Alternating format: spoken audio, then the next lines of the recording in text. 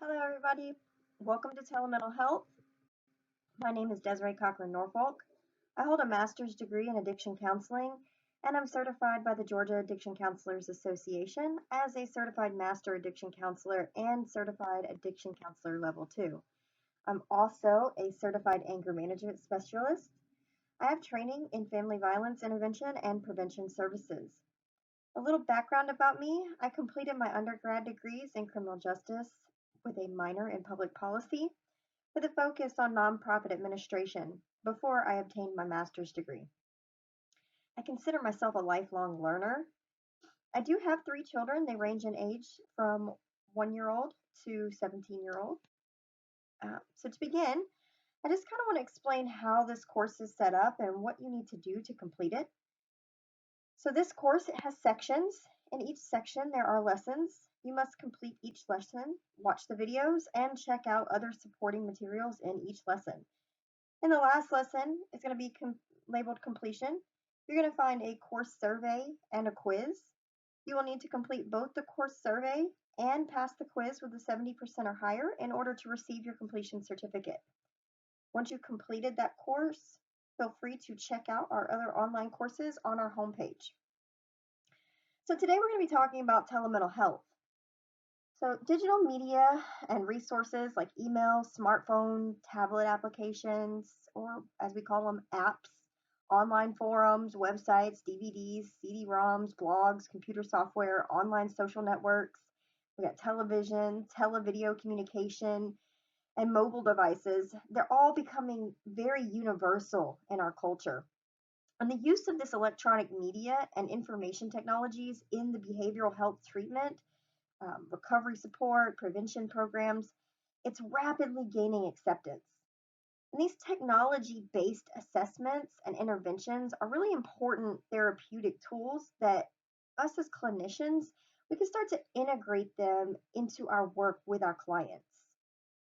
Technology is going to allow for alternative models of care to be offered to clients with specific needs that are going to maybe limit their ability to either participate or their interest in participating in these more conventional interventions that target behavioral health.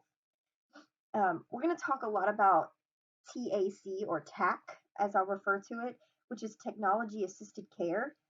This TAC can transcend geographic boundaries to reach more people that were otherwise unavailable to access these services. And it's going to be useful in a wide variety of settings, and that's going to include web-based interventions offered in the home, community organizations, schools, emergency rooms, healthcare provider offices, as well as uh, mobile devices and online social networks. TAC is often accessible on demand at the user's convenience, so it's going to reduce the barriers to accessing care. So, as of 2014, 87% of the population used the internet, and only 7% of those who did not use the internet, they lacked access to it. In 2012, 72% of the internet users reported seeking health information online. This represents a substantial increase from 2009, when there was only 61% of the adults looking for health information online. 90% of people now own a cell phone, and 64% of those people own a smartphone. And of those smartphones, 62% reported having used it to acquire some type of health related information. The number of adults who have an account with an online social network increased 8% in 2005 to 46% in 2009. Currently, there's 74% of adults who use the internet as a social networking site, and 89% of those ages 18 to 29, and 82% of those ages 30 to 49 reporting their use. So, as a result of these considerable increases in just the overall online access, technology assisted care could potentially have a significant impact on public health. These major strides have already been made in the promotion and the use of telemedicine, including telebehavioral health. The rapid growth of these resources requires a very carefully planned response by treatment and prevention programs targeting behavioral health. In addition to relevant staff development and training, this response needs to address the specific electronic resources applicable to each program, the context in which these resources are going to be most useful, the benefits and the risks of using them, the methods for preparing clients to accept and use these resources, and an organizational commitment to evaluating the effectiveness and the utility of specific technologies. New technologies are going to represent new means of communication. Messages are going to need to be tailored to the technology and any issues at hand. So, for example, an email message will most likely need to be different from a text message. Use of these advanced technologies is also going to require a consideration of a number of legal and ethical issues like confidentiality, the scope of practice, state licensure regulations, privacy, data security, con- consent management, and any potential for misuse. So, the goals of this training are for you to learn the types of telehealth, both synchronous and asynchronous, to review the evidence supporting the effectiveness of telehealth for clients in various populations, to discuss the benefits and the risks for telehealth, to discuss any recent trends in telehealth, and review the legal and ethical standards surrounding telehealth, as well as learning about boundary issues, multicultural issues, and counselor competence. In part one, we're going to discuss the principles to guide technology assisted care in the behavioral health arena. Some of the topics discussed in this section are going to include the potential benefits and drawbacks of the use of using technology in treatment, which treatment technologies are specific to behavioral health, maybe some ways to integrate technology into your existing services, and we'll also talk about some ethical and legal issues surrounding telemental health and the use of the electronic records. We're also going to discuss a few vignettes that cover some of these issues. In section 2, we're going to be discussing implementing telemental health services in behavioral health programs from an administrator's point of view. We're going to look at adopting and sustaining technology in the healthcare setting. We're also going to discuss capacity and budgeting considerations, methods for selecting which technology to use, and data management issues. And then lastly, in this section, we're going to discuss privacy and confidentiality and regulatory concerns, telesupervision, and some examples of how technology assisted care has been incorporated into existing programs. Behavioral health is going to refer to a state of mental or emotional being and or choices and actions that affect wellness. Behavioral health problems include substance use disorders, serious psychological distress, suicidality, and mental illness.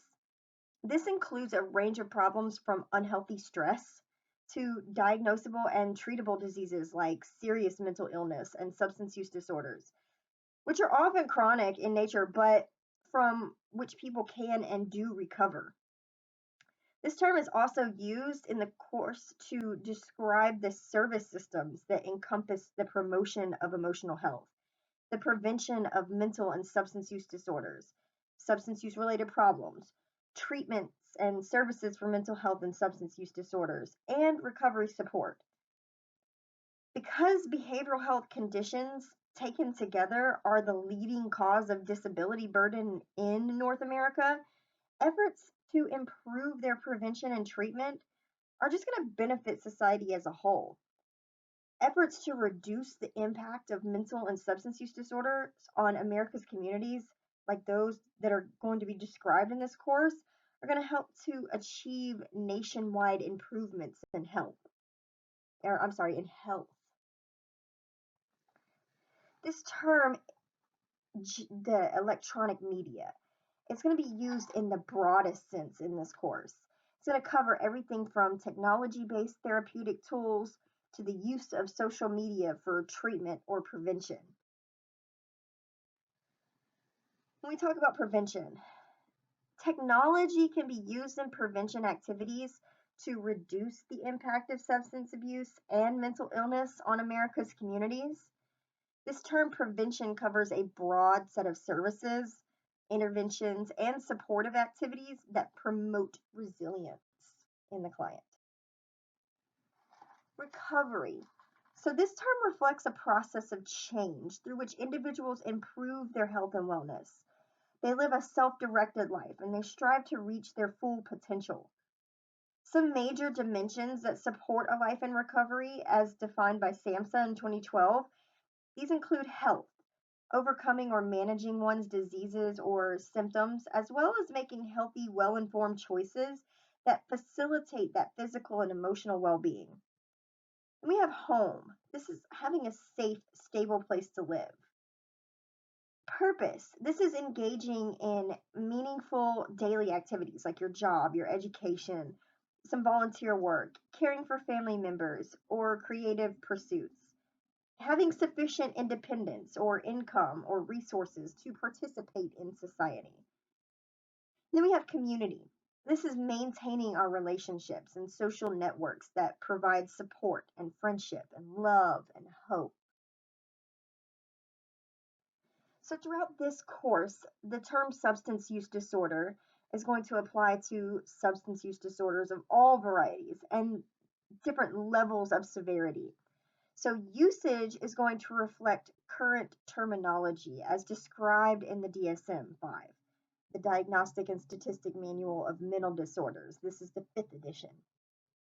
So, in general, the distinction between substance abuse and substance dependence in the prior DSM editions was related to the requirement of tolerance to or withdrawal from alcohol or any other substances as a diagnostic criterion for substance dependence, but not for substance abuse.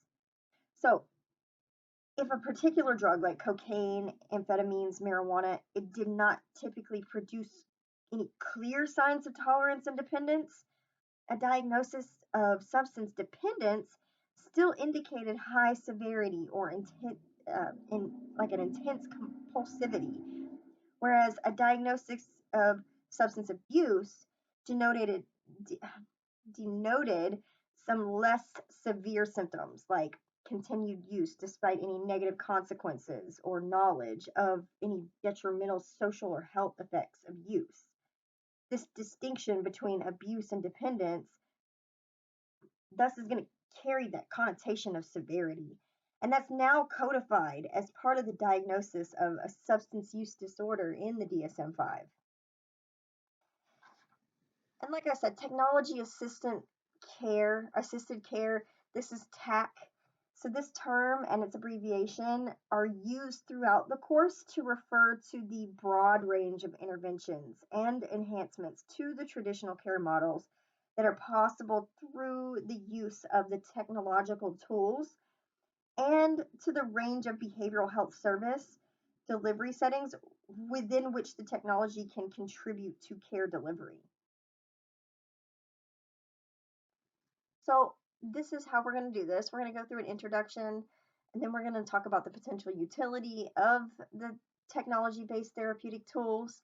We're going to go over an overview of the behavioral health technologies, talk about some emerging technologies and some future opportunities with those. Then we'll learn about integrating technology into these existing services. We'll talk about some legal and ethical issues to consider, and we'll talk about electronic health records, and then we'll have some concluding comments at the end.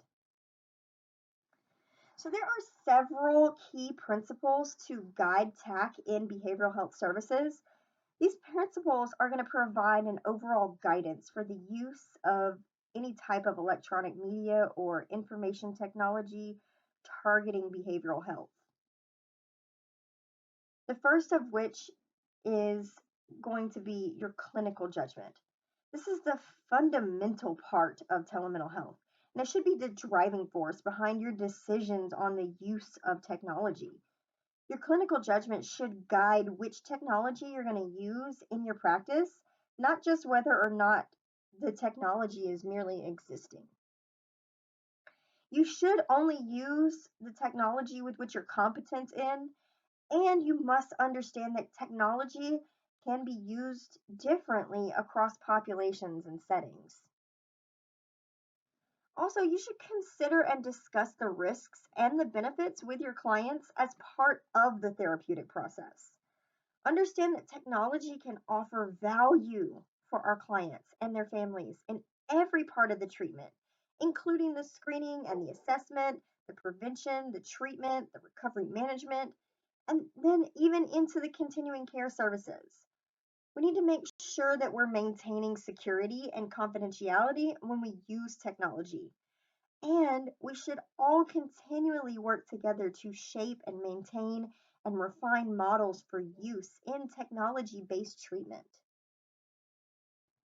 So, these technology based assessments and interventions are of use in a variety of ways. And they can also be very clinically meaningful along the entire spectrum of the behavioral health services, including screening, assessment, prevention, treatment, recovery management, and continuing care. The use of technology like computers or mobile devices in screening for and assessing individuals' behavioral health needs might allow for the efficient and standardized and cost effective collection of that clinically relevant clinical information in these diverse settings.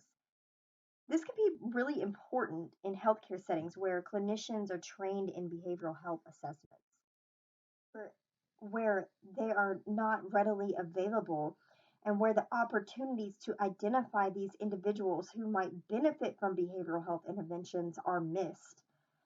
TAC is going to give our clients access to this screening and intervention and oversight by this trained behavioral health staff member in a remote location. So these brief computerized screenings can identify individuals with varying levels and types of behavioral health needs, and it can identify the differing resources and the services that might be helpful to them.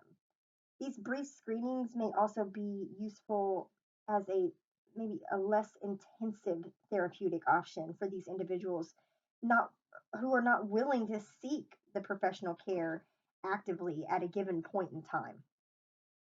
So TAC is going to allow behavioral health service providers and their clients to communicate directly at the same time. This is synchronously. And then it allows them to communicate at separate times, which we call asynchronously. So, for instance, distance counseling approaches in which clients and clinicians are going to interact in real time online or by phone are going to exemplify the synchronous communication. Whereas text based communications like text messaging and emails between a clinician and a client may be asynchronous. So one sends a message, but the other might not reply until later. So this lesson is going to discuss the technology based therapeutic tools that fall in both of these general categories, and it may be integrated into treatment and the prevention activities. So, these technology based interventions are targeting behavioral health, and they can be used as clinician extenders or additional tools that are used by clinicians so that they can also be made available to the clients. So, for example, a distance counseling approach may fill a treatment gap for those who cannot readily access their care in their local community, like individuals in rural or remote settings, people who are unable to commute to behavioral health service provider offices, or people uninterested in the traditional service delivery models. So, by offering TAC to clients, like encouraging clients to complete online skills training modules, clinicians are going to be able to increase their time availability for clients with multiple challenges. They're going to be able to focus more of their time on the delivery of their services that require their clinical expertise and their interaction with clients. And it's going to enable the clients to review repetitive but clinically important content like psychoeducational material without having to devote extensive time to those activities themselves. E-therapeutic tools can also serve as a clinician extender by helping clinicians work with a larger number of clients or for longer periods of time, like online counseling, which is offered as relapse prevention after a more intensive treatment episode. And this is going to allow them to have a greater impact with their service delivery. And when it's used in this manner, TAC is going to offer a great potential for extending the benefits of treatment, as well as allowing the clients to access care when they need it the most.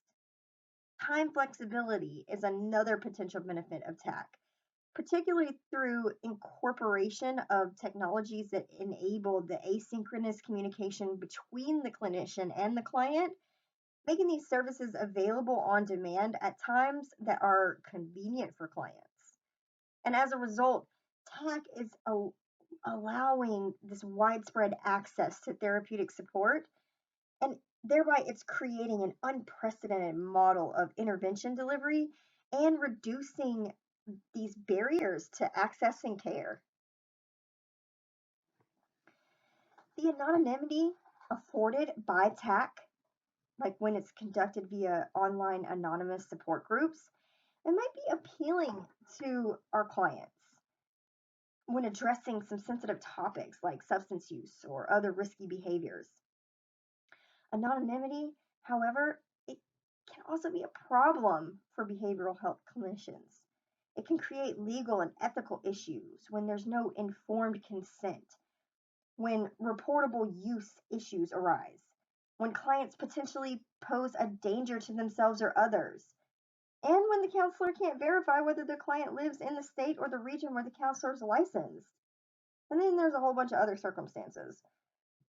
When information technology is used to deliver a behavioral health intervention, new information can be incorporated easily and also exported quickly. This is particularly true for the web or the mobile based TAC because updates in the program content can be incorporated centrally and made available to all the end users at the same time. So, TAC has this potential to offer the latest scientific advances in the behavioral health services both rapidly and continuously. Technology assisted care is going to facilitate linkages to other services and support systems in the community through online resources or decision support systems to help these individuals make choices about their own care, online collaborative care or case management models for clinicians, which are going to enable coordination of services among a network of provider and their clients, and sometimes clients' extended networks of family members or significant others. Then the ability to reach large populations, especially when it's delivered in non specialty settings like universal prevention efforts using online technologies. Technology is it can play a role across the spectrum of prevention efforts. The use of technology also offers individuals the opportunity for personalized recovery monitoring and management. It includes links to online or mobile recovery support groups, which are sometimes called virtual support groups. This may allow for new models of care in which these individuals can take ownership of monitoring their own care and recovery. The main costs of technology based therapeutic tools are associated with pretty much completing the initial development and keeping up with the latest research, training new staff members, and also evaluating the effectiveness of it. Deployment costs are relatively limited and associated with bandwidth for online access, tech support, licensing of the technology, and any ongoing equipment maintenance and support. So, technology based assessment and intervention tools may be cost effective and offer a really considerable utility for many resource constrained service settings. Overall, technology assisted care, when appropriately applied, is going to hold a great potential to have a really significant impact on public health. New technologies like telehealth can improve healthcare services. So, for technology to succeed in doing so, It has to work for the people that it's meant to help, obviously. It must aid not only the clients, but also the professionals that are providing their care. Telehealth, it helps to ensure that the clients who are veterans get the right care in the right place at the right time. It aims to make the home the preferred place of care whenever possible. In 1994, a report on prevention research through the Institute of Medicine proposed a new framework for classifying prevention based on Gordon's 1987 operational classification of disease prevention. The IOM, the Institution of Medicine, the IOM model divides that continuum of services into three parts. So we have prevention, treatment, and maintenance. And this prevention category is divided into three classifications. You have universal, selective, and indicated prevention. So a universal prevention strategy is going to address the entire population, national, local communities, schools, and neighborhoods, with these messages and programs aimed at preventing or either delaying the use of alcohol, tobacco, and other drugs. So, for example, it would include the general population and subgroups like pregnant women and children and adolescents and even the elderly. The mission of these universal prevention programs are to prevent the problem. And all the members of the population share the same general risk of substance use or abuse, although that risk might vary greatly among the individuals. So, universal prevention programs are delivered to large groups without any prior screening for substance abuse risk. The entire population is assessed as at risk for substance abuse, and it's capable of benefiting from these prevention programs. Then we have universal direct. So, these interventions directly serve an identifiable group of participants who have not been identified on the basis of an individual risk. So, this might be school curriculum, after school programming, a parenting class. This could also include interventions that involve interpersonal and ongoing repeated contact, like coalitions. Then we have universal indirect. So these interventions are going to support population based programs and environmental strategies, like establishing policies or modifying advertising policies. This also could include interventions that involve programs and policies implemented by different coalitions. Selective. So we have selective prevention strategies that target these subsets of the total population that are deemed to be at risk for substance abuse by virtue of their membership in a particular population segment.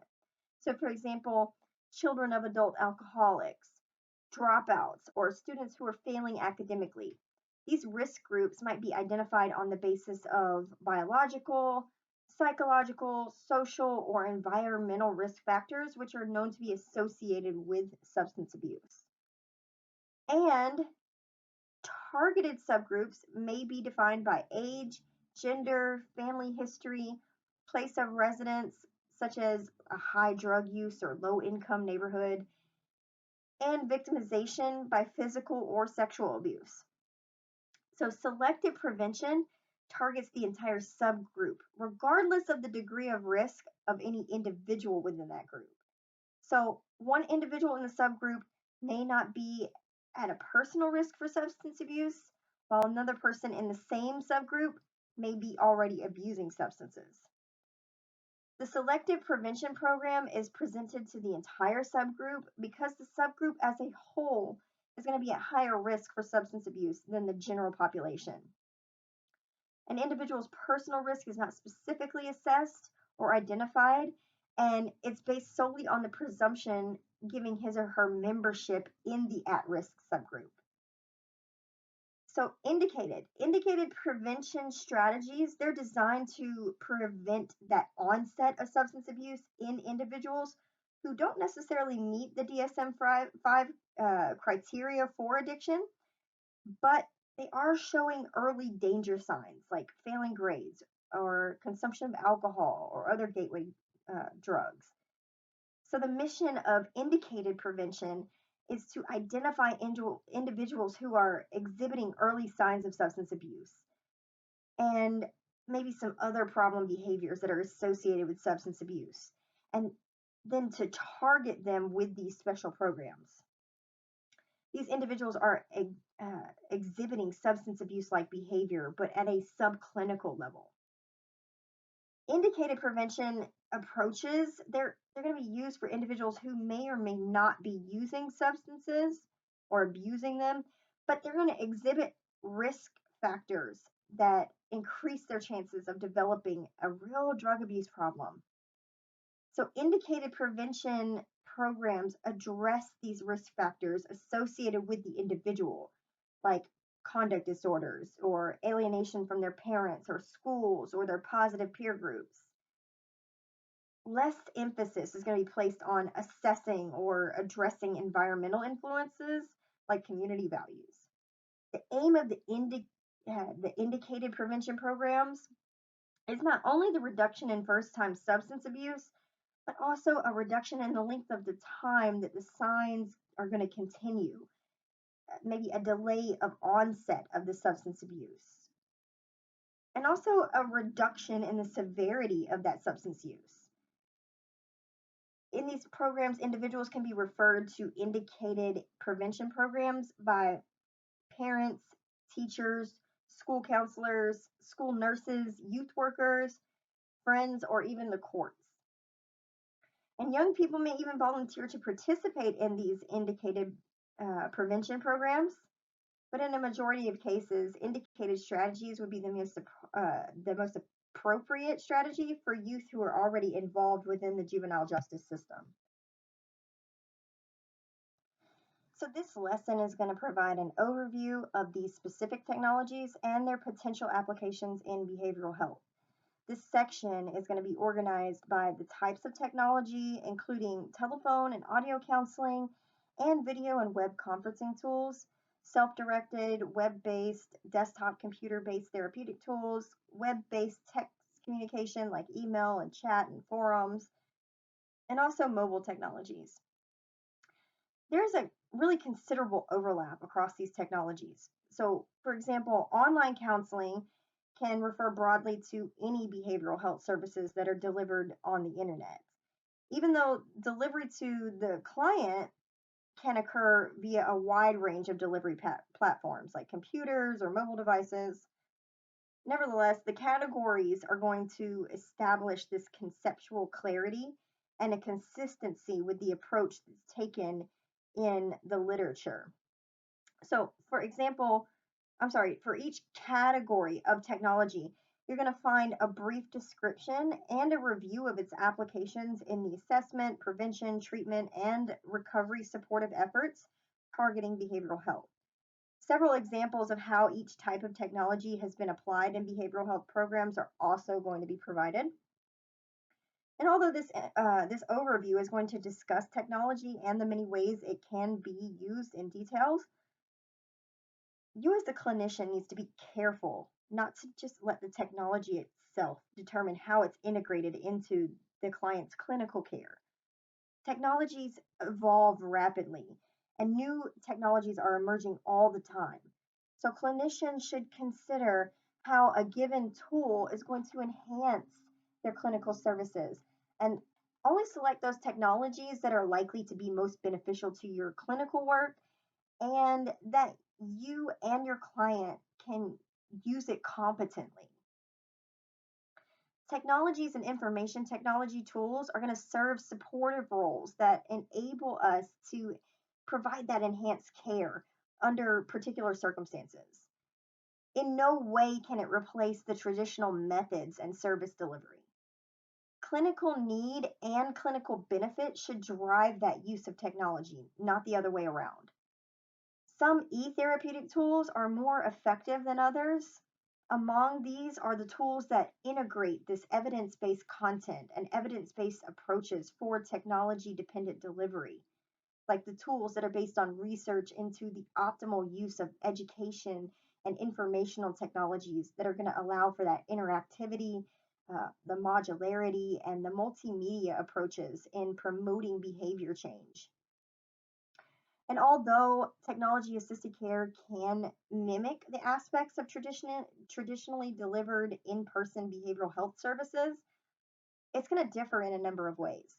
So, for example, self directed technology based interventions like online skills training programs, they can't optimally engage clients in role play, but they can help ensure that the clients are active participants in that learning process, and they can document which or what the client uh, sees as far as content and what they have or have not mastered in that given program.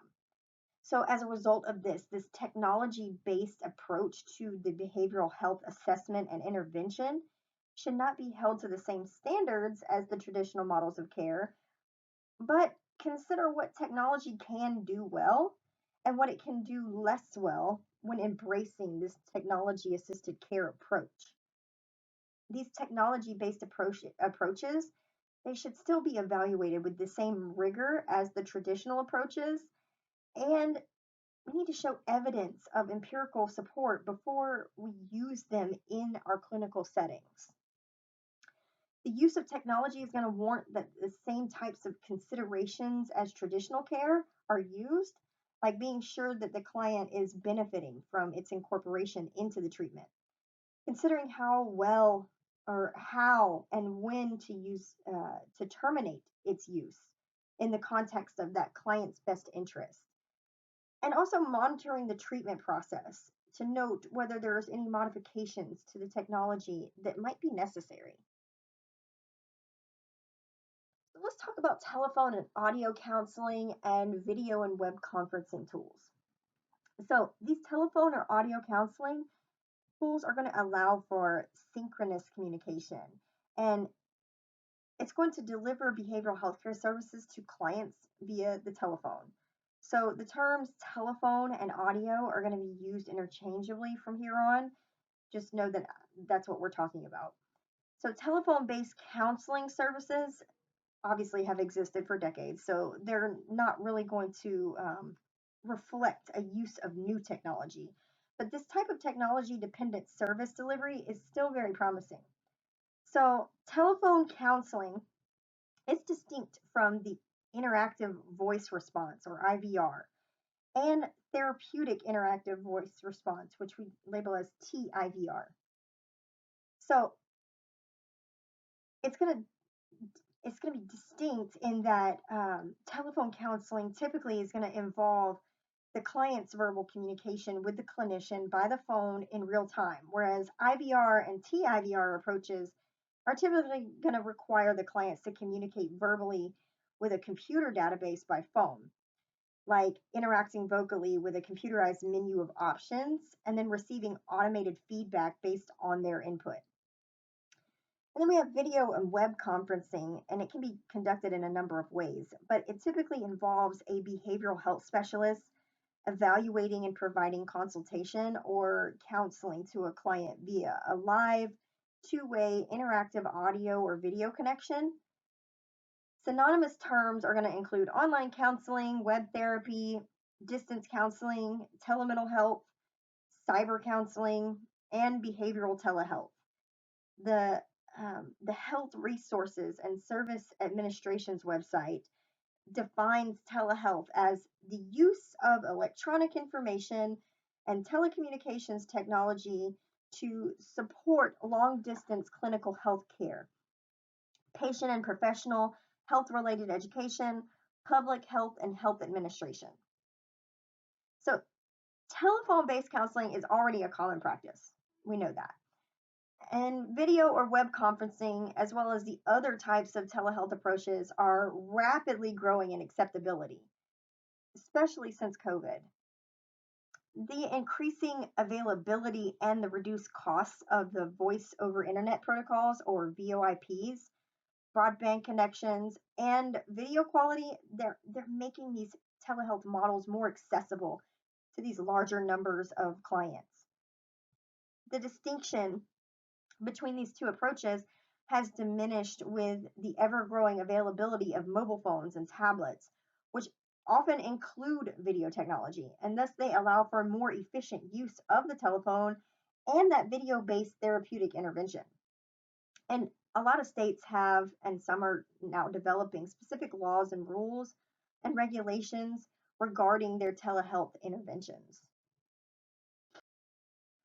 So, the reviews of the scientific literature on telephone based counseling have really underscored the utility of this approach in a number of areas, like physical activity and dietary behavioral change, smoking cessation, and an improvement of the mental status and the quality of life. This approach also increases the follow up capabilities in healthcare settings via a telephone based contact or visits. Also, interventions via the telephone can be clinically useful when we're addressing the behavioral health needs of our clients in these primary care settings. Several studies have demonstrated the feasibility, the acceptability, and the efficacy of using telephone to obtain data regarding substance use from adolescents who receive treatment from the substance use disorder, and to provide telephone based counseling interventions targeting their substance use among the youth. And these studies are going to highlight the efficacy of these telephone based interventions, and it suggests that youth may prefer telephone based interventions to in person counseling. So, some recent review papers also supported the use of telephone delivered behavioral counseling as a tool for improving health in people with chronic illnesses. And then we have telephone based IVR interventions that have been shown to have considerable clinical utility in the areas of like behavioral management of chronic pain and part of the post treatment for smoking cessation efforts. So, as telephones, including the mobile phones, have been a routine part of life for so long, research is typically showing that both the clinician and the client are comfortable with telephone based counseling. A lot of counselors consider this telephone counseling as a satisfying and a helpful process.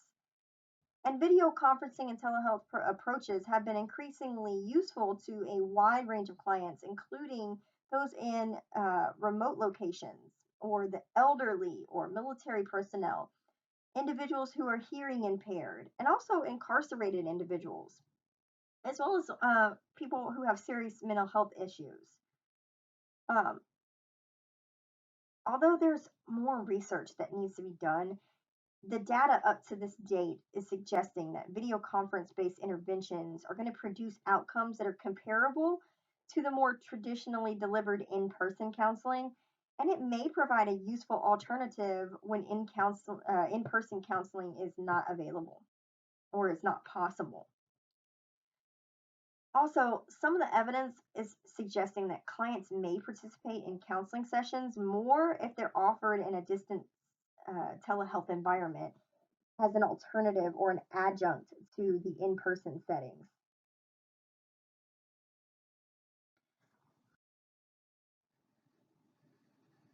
So, the growing use and affordability of these smartphones is continuing to stimulate their use by researchers for gathering data and developing innovations in behavioral health clinical applications with these IVR systems. So, for example, to monitor substance use, there was a research study by Hassan, and I don't want to butcher his name, Aronovich and Greenstein in 2014 that developed Health Call S. And this is an adaptation for the Health Call IVR programs that have been used in research and clinical practice for more than 5 years. So, Health Call's self monitoring component, it allows the users to monitor their drinking by just asking some questions about their behaviors. And then they receive a reinforcement for doing so, like, we're glad you called. Clients have also received personalized feedback through in person interactions with a staff member, as the contributors to the development of Health Call found that participants preferred a combination of technology based and the interpersonal support interventions. So, Health Call S was specifically designed to take advantage of smartphone capabilities and to do so with input from clients themselves. A pilot study showed its acceptability by clients and some limited evidence of its possible usefulness in promoting abstinence among individuals with both HIV and alcohol dependence. There was another study that highlighted the role of these smartphones in managing symptoms of mental illness, and it was a pilot study of a smartphone intervention with clients who had schizophrenia. So the results showed that there was acceptability and a preliminary efficacy for reducing the symptoms in clients over the course of that month-long study. Then we have self-directed, this technology-based therapeutic tool. These are typically assessments and interventions that are provided as standalone programs via technology-based platforms. So these programs are self-directed in the sense that the clients can access and use them whenever there's assistance from a clinician or without the assistance of a clinician. Oftentimes, these programs are going to enable both the clients and the providers to access this helpful information. So an example of this might be a clinician might receive an update from a client from the program that they're using, and then the client might access help in determining how they're going to use and benefit optimally from the program. So these therapeutic tools, they're going to be obviously accessible online. So they're going to be interactive, web-based coping skills training programs, maybe some web-based behavioral management software, or it can be used as a computer-based program and run from a DVD or a flash drive on any local computer. So these computer-based programs, they're not web-based. They may have a utility in specific settings where the internet access is limited, like criminal justice settings, or maybe some certain residential treatment programs. However, we have the web-based self-directed therapeutic tools, and they're going to offer a number of advantages. And this is going to include maybe the ability to update any centrally and deployed content within that given program as needed. So, for example, when some new information becomes available that's important for the entire population to receive. And it's also going to give us the ability to track the user activity within the program over time with unique login information. And it's going to give us an aggregation of the user activity data across all client groups. This is to allow the provider to kind of review summary information of all their clients. And although the internet and online assessment and intervention tools are accessible via the mobile devices like mobile phones and tablets and whatever other devices are mobile, this particular section is just focusing on the therapeutic tools that's accessed primarily via the desktop or a laptop computer. Now we have interventions that incorporate a computer-based, self-directive, interactive technology. These have been used to access behavioral health, maybe to provide services, to promote healthy behaviors that relate to diabetes or eating disorders, substance use disorder prevention, HIV/AIDS prevention, and also methadone maintenance treatments. So we have these computerized treatments for mental health disorders, and these have been most widely developed and extensively used for like things like anxiety or traumatic stress or depressive disorders. These computer-based interventions, they treat these disorders, and they may in part reflect the manuals that are developed for cognitive behavioral treatments of these disorders. So treatments that have been broken down into these discrete procedures as part of the production of the treatment manual are very easy to adapt for computer-based interventions. So let me give you an example here.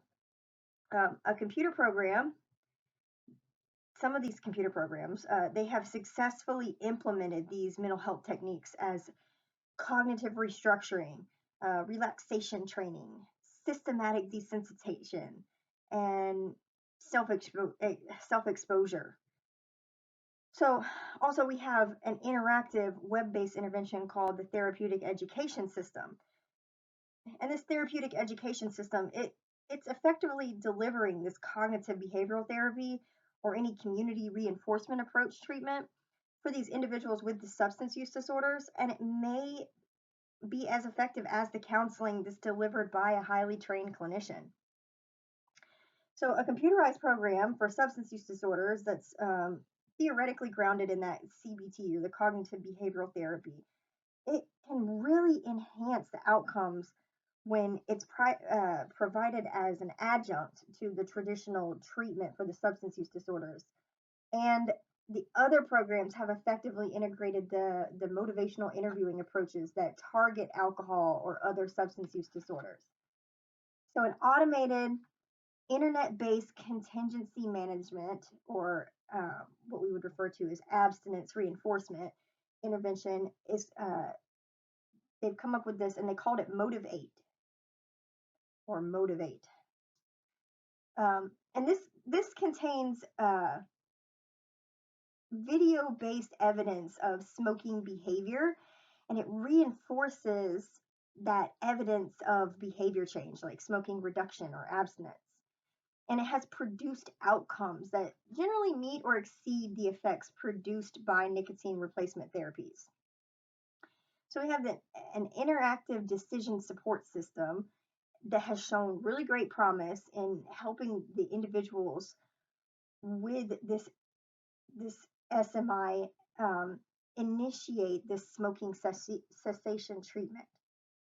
So the use of computers may help to increase behavioral health counselors' awareness of community-based resources for client referrals.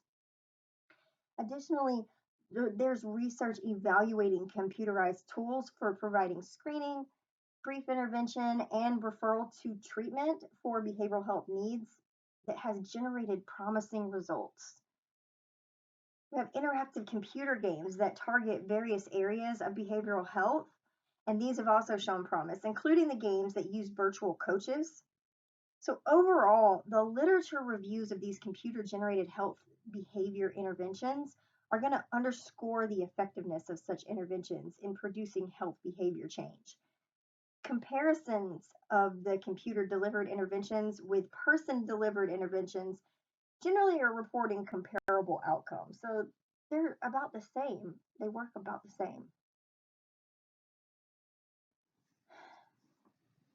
So investigators, they're conducting a randomized clinical trial of a web-based version of a computer-based training for cognitive behavioral therapy program called CBT for CBT, which was specifically designed to address alcohol use. So clinical trial NCT 016154997 is evaluating CBT for CBT's effectiveness relative to the standard outpatient counseling in a substance use disorder treatment unit. So CBT for CBT skills, it teaches basic coping skills, and it offers video-based examples of effective use of coping skills in various realistic situations, and it allows clients in a substance use disorder treatment to practice and review their new skills.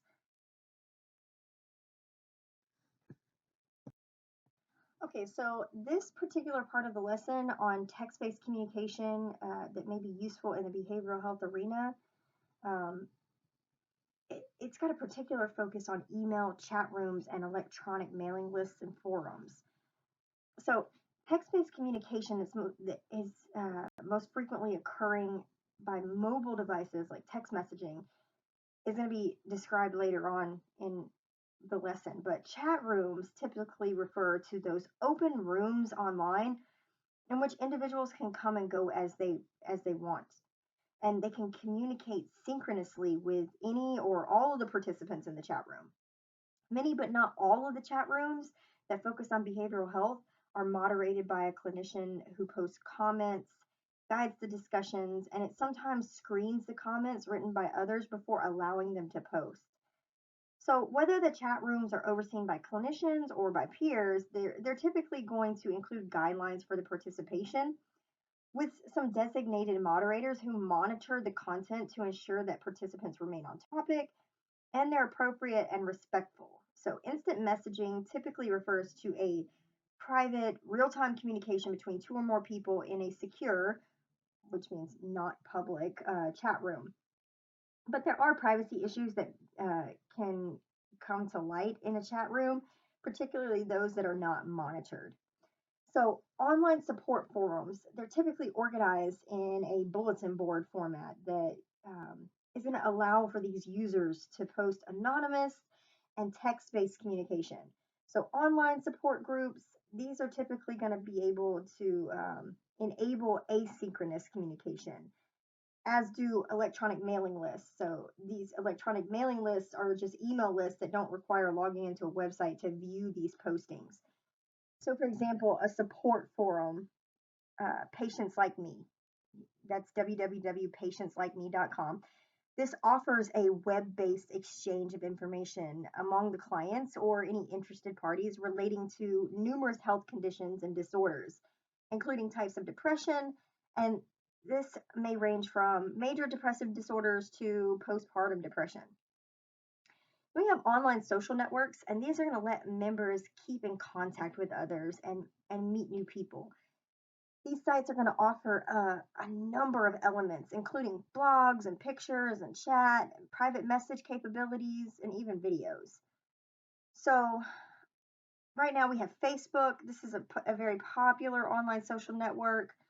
And in 2015, Facebook reported 1.44 billion monthly users and 936 million daily users worldwide. That's a lot of people.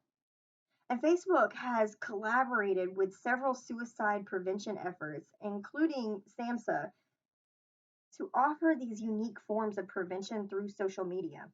And you can see some more information on the link that I provided there. But although these online social networks um, of the moment might change over time, these online social networks are probably going to persist. They're probably going to keep going. And they're going to offer considerable potential to function as a platform for behavioral health screenings and brief interventions and referrals to care. We want to note that it is possible to set up a semi private online social network. And this is going to happen a lot with larger online social networks. And this is composed of individuals with common interests like smoking cessation. I know I was able to find a online social network that was a group that was for adult children of alcoholics. So now we're going to move on to text-based communication. Um, this can be used in a number of ways in behavioral health arenas. So email can be used for, routine contacts like setting appointments or for the therapeutic process like following up on counseling sessions, maybe to send motivational messages encouraging our clients to kind of engage in the specific therapeutic activities between our scheduled counseling sessions, homework assignments and things like that, or actually conducting some portion of the counseling. So emails, either encrypted or unencrypted, can be automated, which is like a system generated prompt to encourage the clients to keep daily diaries. I know I've done automated emails before, where you can pre-schedule them to go out. You can usually use some sort of program to do this. MailChimp would be one of those where it just you schedule it to go out at a certain time, or it can be generated by a provider. So providers can choose to accept and monitor email responses from clients. Um, it can allow for dialogue, or they can limit communication to just one-sided messages that are sent from the clinician to the client. So I don't know if you've ever received one of those emails that says, do not reply to this email, it's not monitored. That would be an example of this. So email has this utility in addressing issues like eating disorders, smoking cessation, work stress, weight loss counseling, things like that. And as with all the forms of electronic communication, compliance with HIPAA, or the Health Insurance Portability and Accountability Act, and other federal and state regulations regarding the privileged communication is going to be one of our primary concerns here. Chat counseling in chat rooms or via instant messaging can achieve purposes that are similar to those of email, but it's typically going to require more abbreviated interactions with, abbreviated words, emoticons, things like that. So chat counseling, this particular thing can target an array of behavioral health issues like problematic alcohol use, stress management, and HIV prevention. And then online social networks, these can be an excellent forum for conducting online surveys and assessments, anything related to behavioral health. And research into the optimal uses of online social networks for behavioral health interventions is still going to be in its infancy. But the work that has already been done underscores that potential utility of this platform in engaging that hard to reach population and promoting behavior change, particularly when it's provided in context of the online communities or the support groups that target really specific behavioral health issues. But these online social networks, they really can be problematic because of their general lack of HIPAA compliance and because of the tendency of clients to post their private information in public forums. And also, providers who use these networks are faced with how to act on their legal and ethical duties in these venues. Many service delivery organizations, state governance groups, and the funders use online survey instruments, either within the social platform or as standalone tools to kind of assess the targeted population needs for planning activities or just to collect satisfaction data.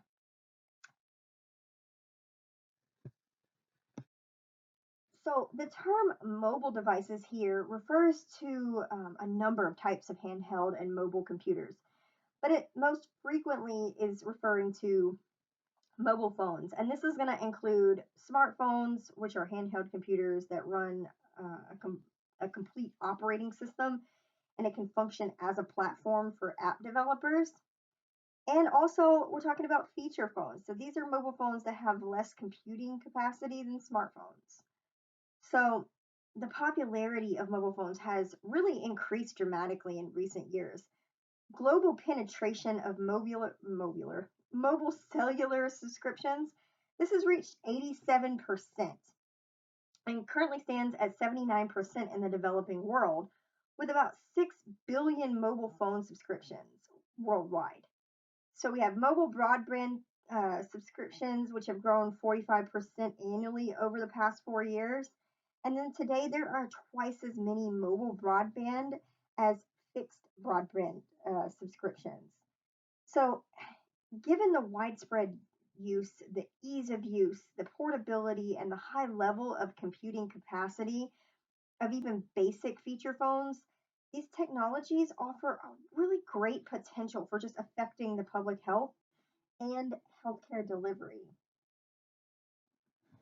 So these mobile devices, they can be used for a wide variety of therapeutic purposes, including collection of mobile, like the mobile data collection. These tools are used to obtain data about users' emotional states and their behavior in real time. So ecological momentary assessments. Short messaging services, or SMS, is also known as text messaging or texting, which typically is going to allow for a very limited amount of data to be transmitted. It's usually between cell phones. SMS is really easy to use and it allows for data to be entered into a database and monitored in real time, which in turn facilitates the sending of messages that are going to encourage that client recipient engagement in health promotion or treatment related activities. Then we have applications which are embedded on the mobile devices, and these are accessed on servers like mobile devices that can provide in the moment interventions that are designed to reduce that health risk behavior. And although there are a lot of apps that are accessed primarily on mobile phones, these software programs are accessible on a lot of different types of hardware, including tablets and even some computers. So the use of these mobile devices for collecting data in real time has really led to a huge advance in understanding the behavioral states of individuals. So collection of this real-time data via these devices can provide data that are more accurate than the data that was obtained via retrospective recall. So data collection via these mobile devices in real time is also going to offer the opportunity to provide in-the-moment intervention in response to these participants' behavior state. It's going to address their mood, their medication regimen, their compliance status, maybe their symptoms or their functioning. So, offering this evidence based intervention via the mobile device and some of the apps that are on there is going to hold great promise for enabling access to behavioral health services that's outside of that formal treatment setting. And when these individuals may be most likely to engage in their risky behavior. So, participation in therapeutic activities is when it's inside of that natural environment and outside of the formal system of care, it's probably going to enhance the outcome. And it's going to enable more generalization of skills as applied in the real world setting. So, the scientific literature on mobile phone based interventions, although it's limited to today's date, it's going to suggest that it may hold great promise. One sided text messages, for example, from the provider to the consumer, have shown considerable utility in promoting treatment compliance. This is for like asthma, diabetes, medication management, and so on. And also self monitoring of their health behavior, like eating healthy and exercise. So these text message prompts can also significantly improve attendance at their medical appointments and compliance with their vaccinations. And then, these prompts, they show promise in weight loss and HIV risk reduction. So we have more recent developments in mobile technology that enable the continuous tracking and monitoring of all this health information, as well as some interactive programming on mobile phone platforms. And then also, two-way text messaging might allow clients to input data that lead to in the moment interventions that are delivered in real time. And it's going to help them to connect with the behavioral health service providers in all types of settings. So, this technology has facilitated the development of more sophisticated mobile interventions that are really helping to promote behavior change. So, one example of using advances in programming and adaptive algorithms to permit the apps to select content based on the individual's characteristics and their prior responses is a program that provided text messages and other information to employees with diabetes. And that enabled each employee to regulate the number of text messages that they would receive. So, by being sensitive to how an employee felt about the number of text messages received, the researchers hope to build engagement with and acceptance of the program and its use. And then evidence showed that their client centered efforts worked. Many participants were happy to receive several messages a day, with one employee saying that the messages made him feel like he didn't have to handle the complexities of his diabetic condition entirely on his own. So, PTSD Coach, this is an app that was created by the VA's National Center for PTSD and in conjunction with the U.S. Department of Defense's National Center for Telehealth and Technology. So this particular app, it helps users to learn about and manage their symptoms that commonly occur after trauma. This is just one example of an app that's out there that can help manage and track the symptoms of a mental health disorder. Some of the features are reliable information on PTSD and treatments that work, tools for screening and tracking the symptoms. It's a convenient, easy to use skills program to help clients handle their stress symptoms.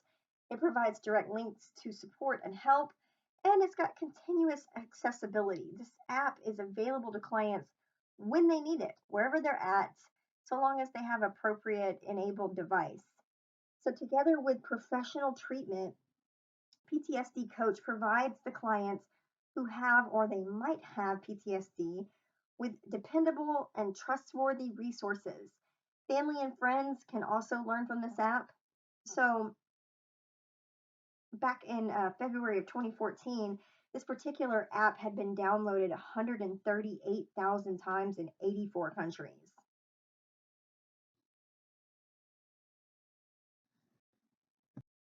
We also have text-based smoking cessation apps or cessation apps. So these text messaging interventions are going to be on the mobile devices, and it increases the smoking cessation, especially among higher income individuals. So there's one that's text to stop. This is an intervention using text messaging. So they get 5 texts a day for 5 weeks. And at a 6 month follow up, they found that 10.7% had continued abstinence, as opposed to the standard smoking cessation services, which only had a 4.9 continued abstinence at their 6 month follow up. So these uh, methods, these interventions, they are showing that they are working.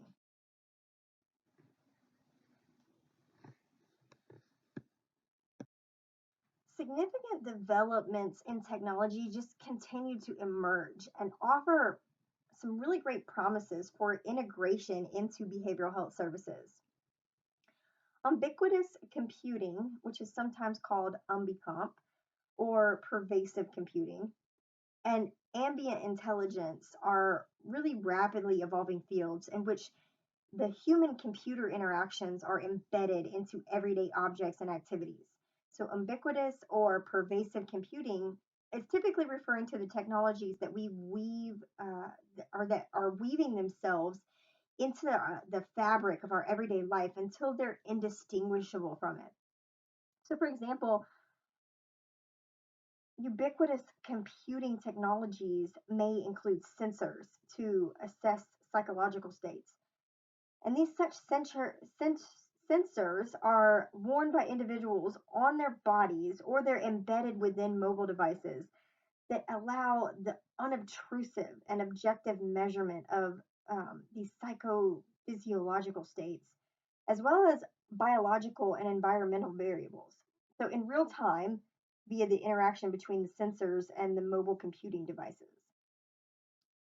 One example of this approach is a suite of wearable sensors that collects and processes the cardiovascular, regulatory, and thermoregulatory measurements to kind of infer stress as individuals move through their daily lives.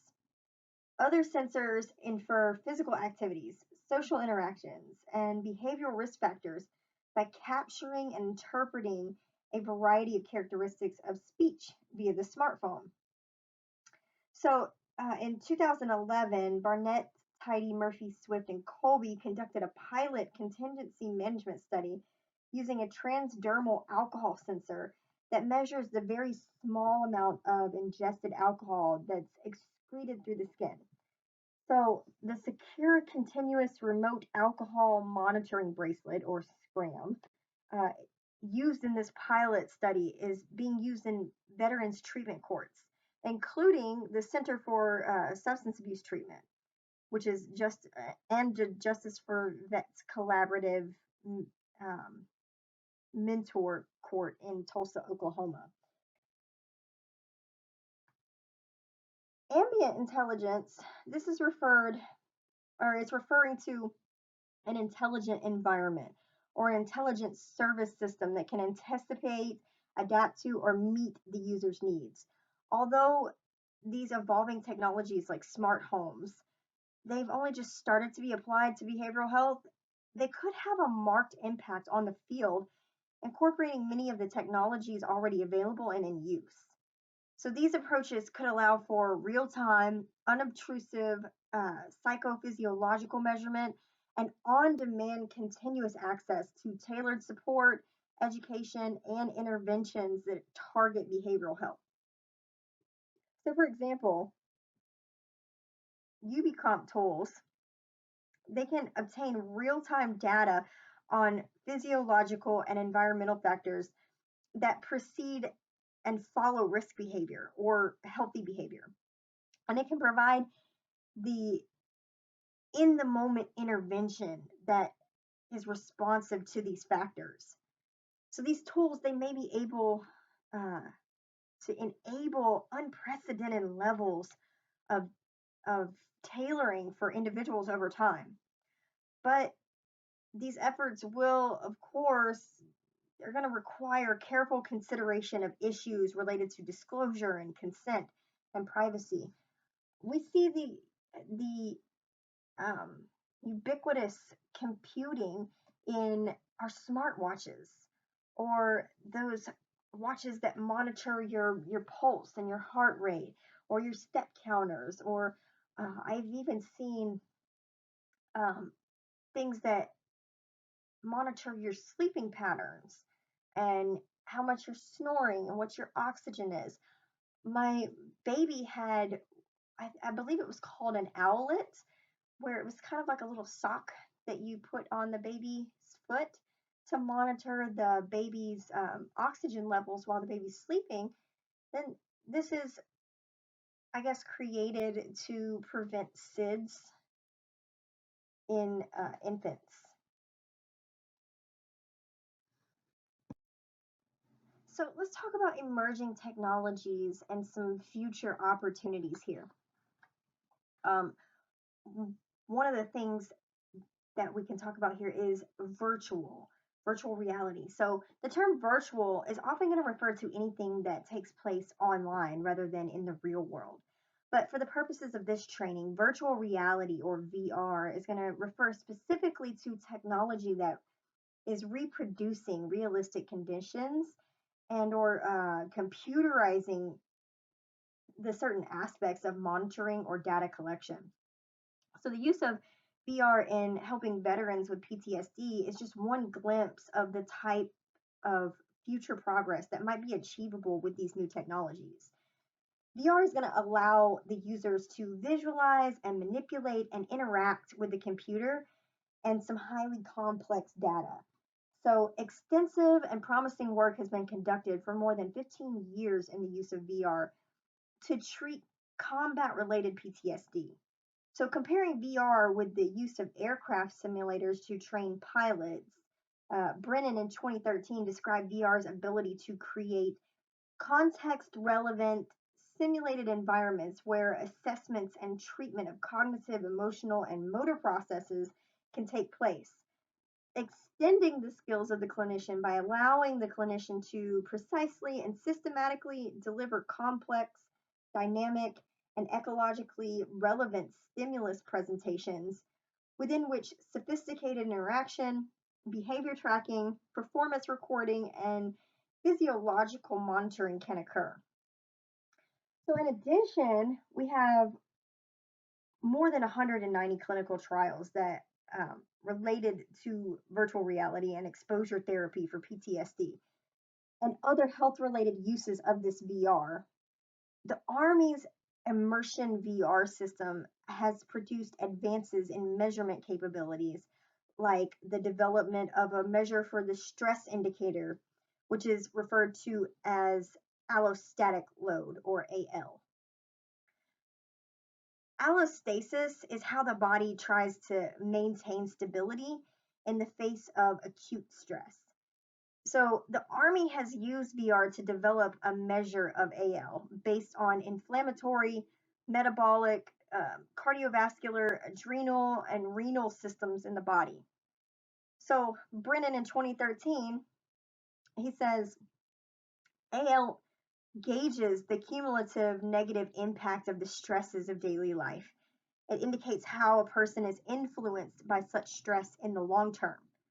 So, this concept of AL has led to research on the differences in how people experience stress and on possible measures of resiliency to stress. So, the use of VR for research and treatment may not only expand the range of knowledge and the options that we have for treatment, but it can also lead to a higher level of understanding and experience that has been possible in the past. If you want to check out some of these clinical trials, you can go to clinicaltrials.gov. That search engine, as of 2014, May of 2014, it yielded 190 clinical trials on VR with research in exposure therapy for PTSD, stroke rehabilitation, balance training exercises for older adults, weight loss, medical and scientific training and education, like what are the effects of marijuana. It also included wearable sensors and other physical conditions like pain and memory conditions or behavioral conditions like anxiety and social phobias, agoraphobia, panic disorder, autism spectrum disorder, ADD or ADHD, smoking cessation, and also a fear of flying. This ever widening range of technology based therapeutic tools becoming available might seem really daunting as you're attempting to determine which tools are going to be the most useful in providing technology assisted care to your clients. So, this lesson is outlining several issues to consider when we integrate these electronic technologies into our work. First and foremost, you need to maintain awareness of the scope of your professional competence and work within its boundaries, even as you explore TAC approaches. It's also important to understand which technology based therapeutic tools have been shown to be the most effective, as not all such tools have both evidence based content and evidence based guidance for use. An ethical behavioral health service provider is going to consider the available evidence supporting the incorporation of a given uh, technology based intervention into their clinical practice. So rather than just use technology based interventions just because the opportunity exists, we need to review these interventions to ascertain which have been showing to produce optimal outcomes in contexts that are similar to those in which you're going to be working. Additionally, these types of technology based tools that are going to be most useful are going to depend on the audience that's being targeted and the settings in which we're going to be using these tools. So, for example, a self directed technology based intervention and asynchronous forms of technology based communication might be particularly useful with specific subgroups of clients, such as those with like social phobias. So the same types of technology-based interventions, they may elicit more honest communication with clients due to the perceived anonymity or confidentiality that they enable. And the clients may feel more comfortable addressing particularly sensitive topics in front of a computer screen or a mobile device than during in-person communication. Asynchronous communication and self-directed technology-based tools can be really useful to people who don't routinely have access to that private space where they can talk on the phone or through VoIP to a clinician, but they do have access to the computer or the mobile device. So in some cases, however, the use of technology in therapy is going to be contraindicated. So for client populations, that's going to include individuals who are experiencing significant emotional distress or some complex situations like domestic violence. These counselors, we have to give careful thought to how we're using the technology appropriately to enhance care. Clients who are actively suicidal or homicidal or severely emotionally distressed might not be good candidates for online care. We want to keep in mind that self directed and asynchronous tools cannot convey your client's nonverbal cues. Like, are they intoxicated? Are they crying? And they may not be ideal for clients who find uh, typing difficult or frustrating. Clients who are isolated and they crave that social interaction or they feel the need to get out of the house, they may not be good candidates for technological interventions that decrease the in person contact.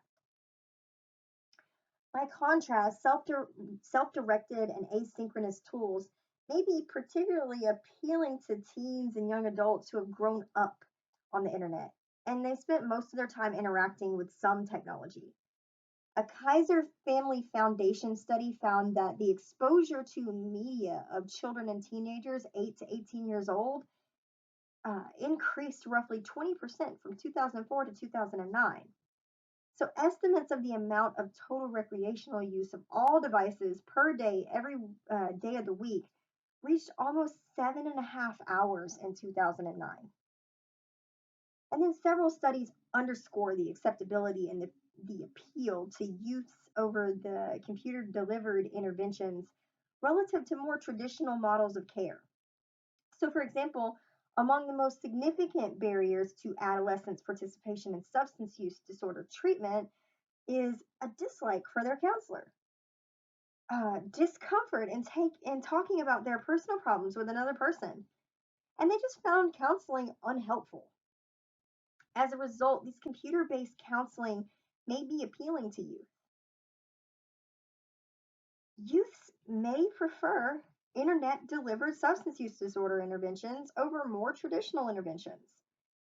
A lot of the youth report that they find interactive computer learning environments preferable to traditional learning environments, and that computer-based learning allows them to solve problems actively and independently while still receiving that individualized feedback. Also, there's a growing body of research that's highlighted the utility of technology for health promotion among the aging populations, including the promotion of health related knowledge and functional longevity. Also, computerized cognitive remediation tools that are designed to enhance cognitive skills through exercises that target the problem solving, the attention, the memory, and the abstract reasoning have shown to have promise in populations with SMI as well as among individuals with substance use disorders. So, a key benefit of telephone based counseling is the accessibility of phones, including cell phones, to a number of populations. So, phone based counseling has a broad appeal and utility. It is important to add that the use of technology, just for technology's sake, does not help the clinician or the client. Any use of technology should engage both the clinician and the client, making the use of time more effective and valuable for both people. Now let's jump into legal and ethical issues that we need to consider. So, ethical considerations in technology assisted care are often extensions of, and in many cases, they overlap with the ethical considerations in our traditionally delivered behavioral health services. However, some unique considerations are going to arise for TAC. As clinical practices are going to differ in various settings, it's not possible to cover every possible ethical and legal consideration relevant to the incorporation of technology into the behavioral health services. And with that being said, this particular section is going to address some of the most significant ethical and legal considerations when we provide the technology assisted care. So, the use of these technology based therapeutic tools in behavioral health is going to warrant a number of considerations that are related to confidentiality, privacy, and security. And as in traditional clinical scenarios, ethical principles and procedures related to protecting the client's privileged information, which is confidentiality, and then their privacy or protecting their rights to control and access their information, and also protecting the client data from being accessed without authorization or our security. These are of paramount importance.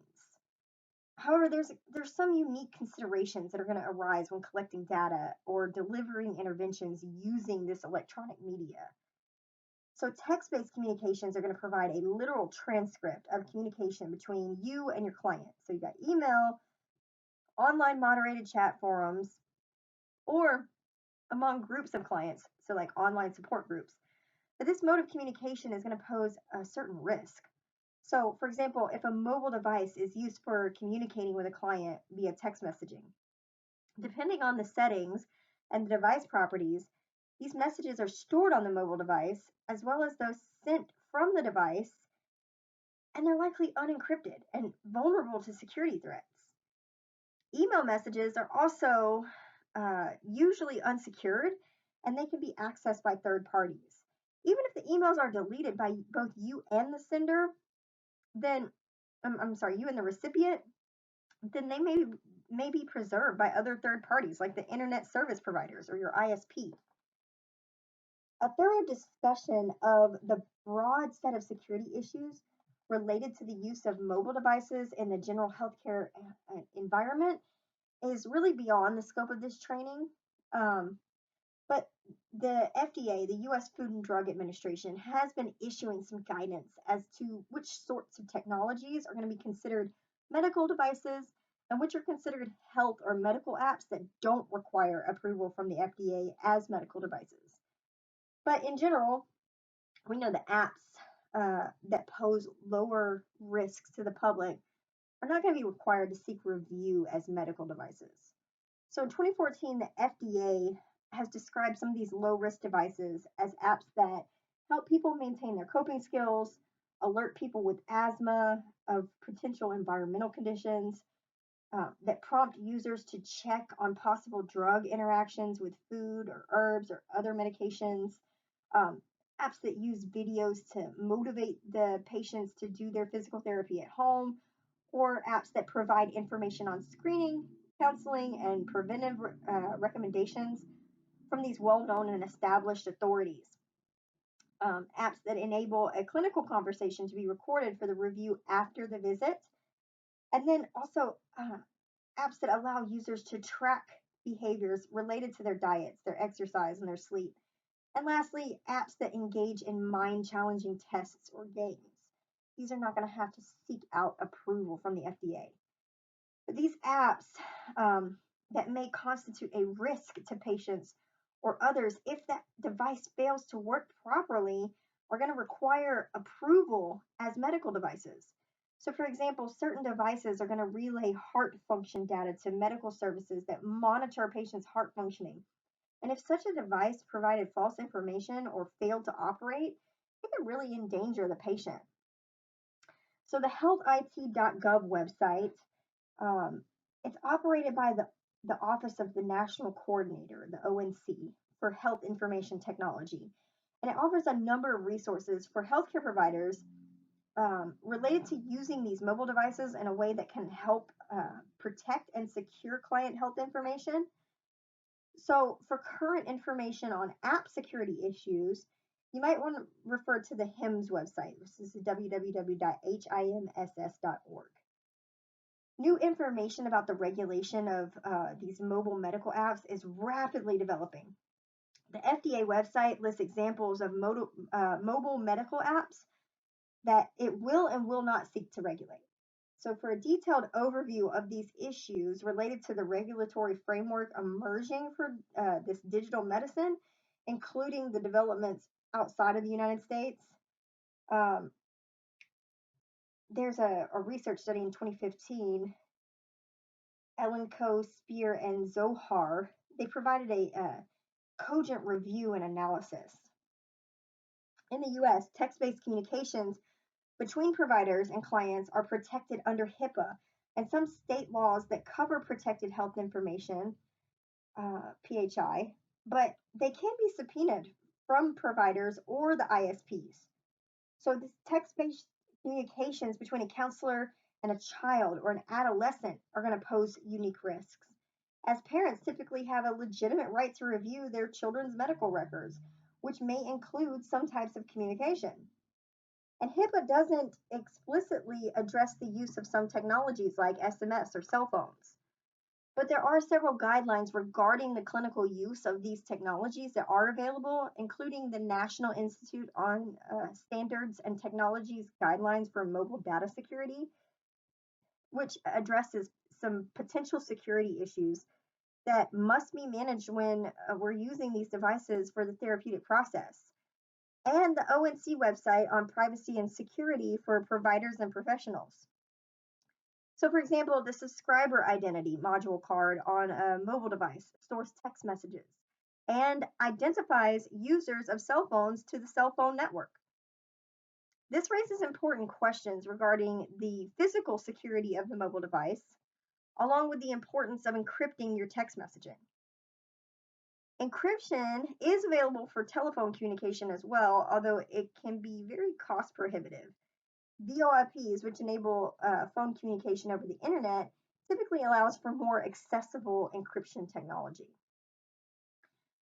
There is an option with increased security, uh, and it's the use of secure web-based messaging systems that's going to allow providers to email clients with a prompt to log into a password-protected website to retrieve a message, rather than sending the message through multiple servers as with a normal email. So you may wish to set up a password protection, um, automatic logouts, firewalls, audit trails, encryption, and authentication for any programs that you want to use. Also, you need to consider whether to include transcripts of any electronic communication with your client in their client records. Online counseling services are going to allow for tracking of the client's internet protocol address. This information does not automatically reveal the exact geographic location of the client, but an ISP may be able to provide such information in an emergency. So, large online counseling service providers often use proprietary systems for communicating with their clients.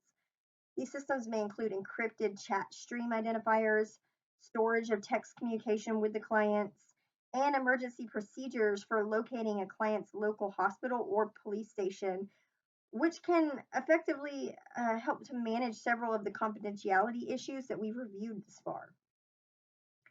Ascertaining the security of technology based communication between the provider and the client is really important, given that third parties can potentially access some of this communication. And with that being said, the largest risk is typically low tech and includes sending an email to the wrong address or posting one's password in a place that's visible to other people, forgetting to log off, or using an employer hosted email server. There are a number of legal considerations that are related to this online counseling model. Interjurisdictional issues like licensure laws and regulations that apply when practicing across state lines, for example, they have to be understood.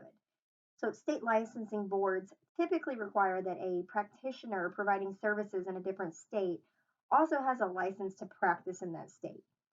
States also vary in their mandatory reporting laws, such as those related to concerns about abuse of and or harm to self or others.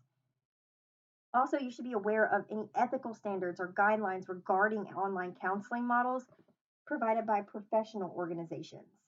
You should further be aware that online counseling best practice guidelines may vary with specific systems and tools that you use to deliver TAC. As technology and ethical issues continue to evolve, it's important to obtain professional training and certification. Clear policies should dictate the use of this various technology to communicate with our clients. So establish your own policies that are in compliance with your organization's overarching policies that are based on your understanding of the risks and the benefits of these various approaches, and clearly communicate this policy to all clients. Ideally, these policies would differentiate between what constitutes PHI and what does not. Many professional organizations are going to offer standards and guidelines in this arena, and it may be able to help you formulate your own policy as well. So, these policies on the use of communication technologies should address issues such as which technology providers are willing to you're willing to use in communicating with your clients, when each technology is and is not appropriate for use, and what are the potential risks and benefits of using each technology. Um, these policies should also cover the extent to which other staff members in a clinical practice may access the technology based communications with our clients. These policies should also Additionally, ensure that our clients don't assume that there's going to be any real-time communication with the clinician. So this should be like a policy to inform clients that they should not use the technology-based intervention to, contact the clinician when they're in a crisis state, like when they're experiencing suicidal or homicidal ideations, or making plans, or exhibiting intent. All providers should put their TAC policies in writing and clearly communicate them to clients at the start of the therapeutic relationship using the informed consent agreement. It's also helpful to have clients sign off on these policies to acknowledge that they have reviewed them and they agree to comply with them. Providers of this technology assisted services are bound by these same legal and ethical requirements and standards of practice that apply to the in person service delivery.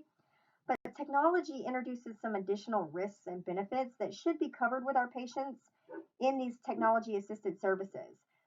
So the risks and considerations are going to vary by the type of technology used as well as the services that are being delivered. And although internet and mobile phone access is rapidly increasing all over the world, some populations may have greater access to these technologies than others. Variables that influence access are going to include rural versus urban locations, socioeconomic status, various demographic characteristics like age. Even with access, some people may not be able to engage in technology assisted care readily due to their challenges with technological literacy or health literacy or even reading literacy. Additionally, there are some technology based tools and interventions that may not be accessible to or even perceived as useful by these various groups if they don't address that particular individual's need in a culturally responsive manner. Clients will benefit from these tools that are in the language which they have the greatest faculty. Technology assisted care is going to offer a great potential to lessen the digital divide and address healthcare disparities that exist in many traditional models of care. So, for example, um, although white Americans, 80%, are more likely to use the internet than African Americans at 72%, or Hispanic Americans at 61%, African Americans are the most active users of the internet via mobile devices. So this rate is going to increase in the use of mobile devices to access the internet among minority groups, and it has since 2007 remained at roughly twice the national average. So, for example, 141% increased use for African Americans versus the 73% national average. So, by offering interventions on a wide variety of platforms to capitalize on the technology that's most frequently used by these various target populations, like developing interventions for mobile devices for specific minority groups, this technology assisted care may offer a new service delivery model that could substantially reduce the healthcare disparities that are present in many traditional care models. So, for examples of the use of TAC or TAC with Native American populations, um, there's a tip by SAMHSA called Behavioral Health Services for American Indians and Alaska Natives. So, feel free to check that one out. Technology based therapeutic tools not only offer clinical information and support to these diverse audiences, but it's also going to provide social and supportive functions that may be absent or inaccessible to certain populations via the traditional healthcare system. And because TAC can provide information tailored and responsive to each individual's level of understanding and needs, this approach can accommodate diverse users with different cultural needs and varying levels of health or technological and reading literacy.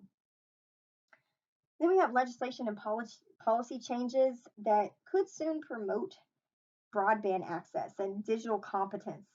And that's going to help to reduce the digital divide. So, for example, on May 28th, 2015, the Federal Communication Commission, or the FCC, They received proposed changes to the Lifeline program, which has existed since the mid 1980s. And it was originally designed to help people with low incomes pay for phone services. But proposed changes would have allowed the program to support broadband access for low income individuals. We've seen more households with incomes of $150,000 or above. They have easy access to broadband services, whereas slightly less than half of the household with incomes below 25,000 can access these services. Moreover, almost half of the low income families have had to cancel or suspend their smartphone services due to the cost. And then as of June 2015, there were drafts of proposed legislation that were introduced into the US Senate, the Broadband Adoption Act and the Digital Learning Equity Act. Passage of those types of legislations and related policy helped to narrow that digital divide. And even today with the Lifeline program, and there's other programs out there, I've seen more recently because of COVID, they've kind of geared up their efforts to reduce the digital divide. And they are providing stipends or reduced bills or free internet for individuals. I've seen a lot of companies promoting the free internet services for very low um, gigabytes or speeds for family members, just so their children could have access to these online classrooms because of the the need for the digital learning because of COVID.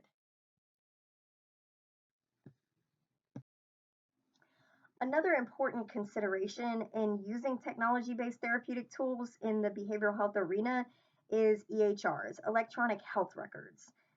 These are also called electronic medical records or EMRs. These terms are often used interchangeably, but an EMR, it's typically going to refer to the individual's patient record that's created in a single healthcare setting, whereas the EHR typically collects data cumulatively across healthcare settings. So EHRs are part of the larger effort to kind of promote that meaningful use of health information technology. It's going to improve healthcare and enhance the information exchange among the healthcare providers. Um, the Health Information Technology for Economic and Clinical Health Act of 2009 and the Patient Protection and Affordable Care Act of 2010, they both emphasize the widespread and meaningful use of EHRs and are intended to improve record keeping. Um, they're intended to improve the outcomes of reporting, patient transitions across providers along with their medical records, and quality of patient care by increasing the communication across the providers and reducing any medical errors.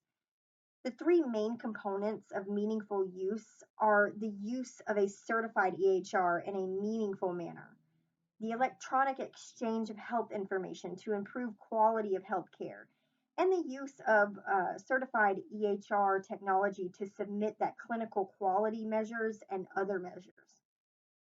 Research and development efforts with EHRs are rapidly expanding in the US and also elsewhere.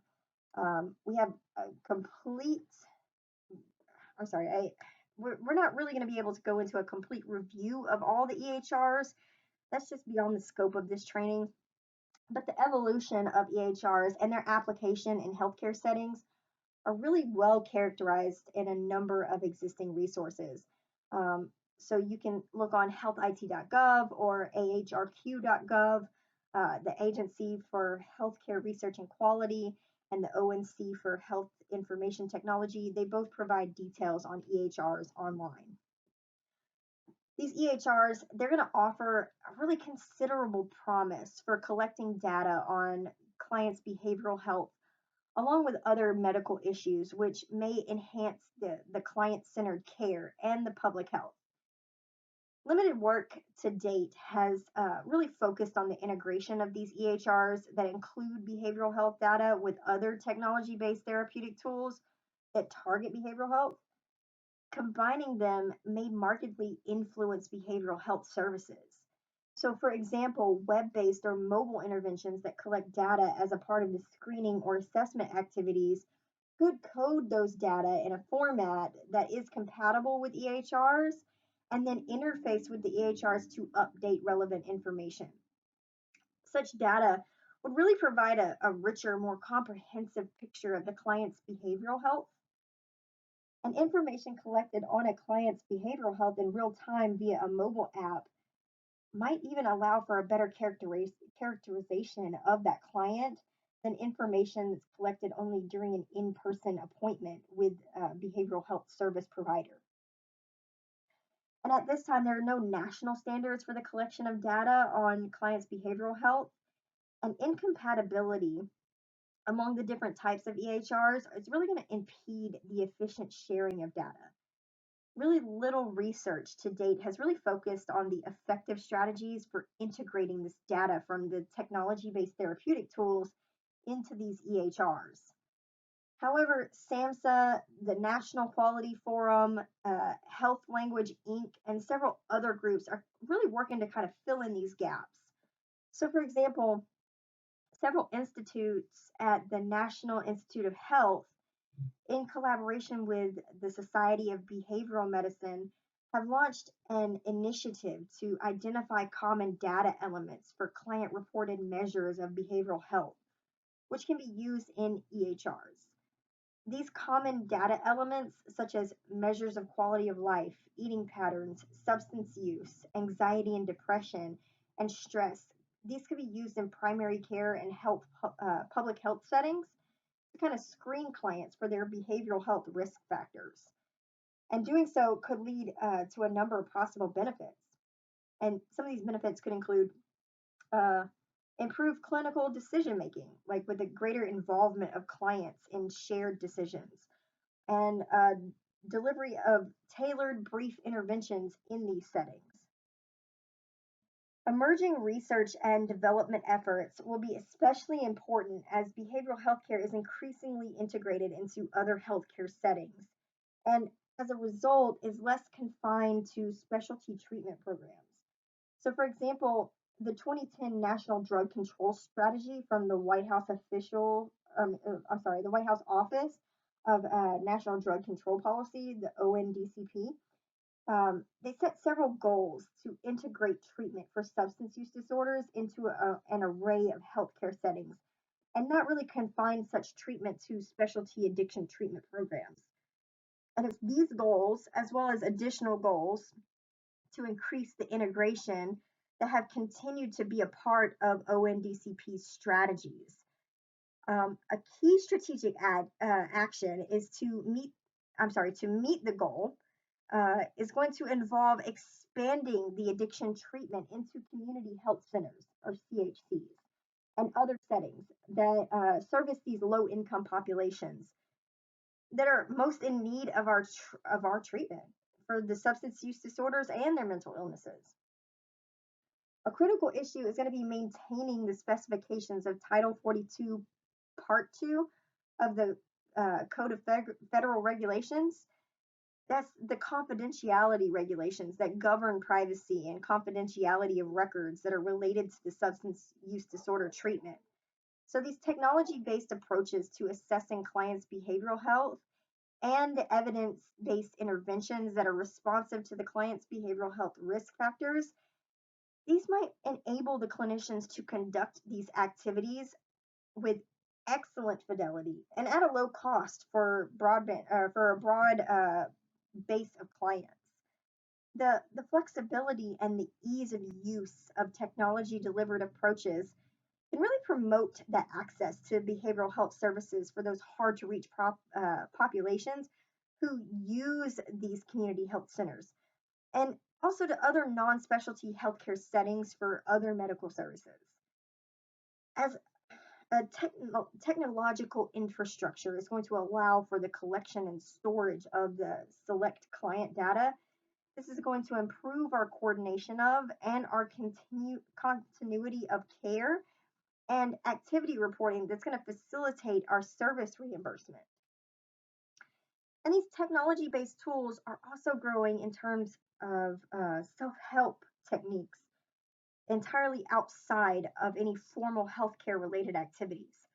So many health promoting apps suggest, but don't require coordination with healthcare professionals. It's kind of too early to tell which technology based tools may be helpful as standalone, wholly self directed interventions, and which may facilitate coordination and cooperation. Whatever the future holds, technology assisted care is especially likely to enhance the capacity of primary care organizations to attend to the behavioral health needs of their clientele. Information in these EHRs are going to help clinicians to manage their health care. So I want to kind of talk about a couple of these EHRs that are out there. Athena Health, um, this particular service is a cloud based service for electronic health records. You can do revenue cycle management and medical billing, patient engagement, care coordination, and population health management. And Hippocrates and other point of care mobile apps are congruent with this particular service. They work with more than 160,000 providers, and this EHR is going to offer a homepage that allows the users to review the daily schedule and also the patient information, manage their orders, and view incoming lab results. The billing module can be used in tandem with the EHR or on its own, and it's going to feature a patented and continuously updated rules engine. Medical practice management tools include visibility into daily responsibilities, custom benchmarking, proactive trends analysis, and a lot more. And the patients can utilize a patient portal to review history, pay bills, sign forms, schedule appointments. Reminders can be delivered via the phone, email, text messaging. And patients can even be alerted when their test results are waiting in the patient portal. Another one called RxNT. It's an integrated suite. It's a certified EHR, practice management, and billing software. It's going to optimize those clinical outcomes and revenue management. It's a simple, transparent pricing. It doesn't have any hidden fees. It includes free setup and training, free data transfer, free in house support, and free regular system updates. So, this is a cloud based iOS and Android mobile and tablet apps allow the providers to e prescribe, manage their patient information, charge, capture, schedule providers and practice resources, and even check in patients from anywhere. Um, so, this particular service improves patient care and it streamlines that clinical management. Also, one really in particular one for the state of Georgia is Georgia's Unum, UNUM. It's through Aiden Corp, ADEIN Corp. Um, it's an online client and document management service that's designed for treatment providers. Everything in Unum is internet based, meaning nothing needs to be installed or downloaded on the computer to use this particular program. This application makes the treatment process for the client virtually paperless as well. So there's online document generation, the ability for clients to electronically sign things like releases of information, and also document sharing that's available through the program. And there's also many built-in behavioral health assessments that you can request that your client take as part of their treatment. So associates like parole and probation officers can also join Unum, and then they have the ability to share and receive documents from providers as well. Um, so it's going to put all of your client records in one place. In addition, if you are a provider with Georgia's Department of Behavioral Health and Developmental Disabilities, or DBHDD, for whom Unum was created, then all providers are in one place as well. So if at the end of your treatment process with a client, you determine they require further treatment, they can then select another provider and be transferred to them within Unum. One issue with this is they charge per client. It is a very easy way to disseminate this information without having to collect a bunch of people's addresses and fax numbers and so on and so forth. You can just find their provider or their information on the Unum system and send it. But if you do the evaluation and then somebody else in your facility is doing the treatment, then you have to pay twice for that client, because one is uh, an evaluation record and the other one is a treatment record. So you're paying twice per client with this particular service. Um, some people have opted in for it because of its ease of use, especially if you're dealing with the DBHDD. Um, and then others have moved on to other electronic health records. But the state is now requiring for DUI providers to have an electronic health record. So these are a requirement if you are a DUI provider for the DUIIP or the Georgia DUI Intervention Program.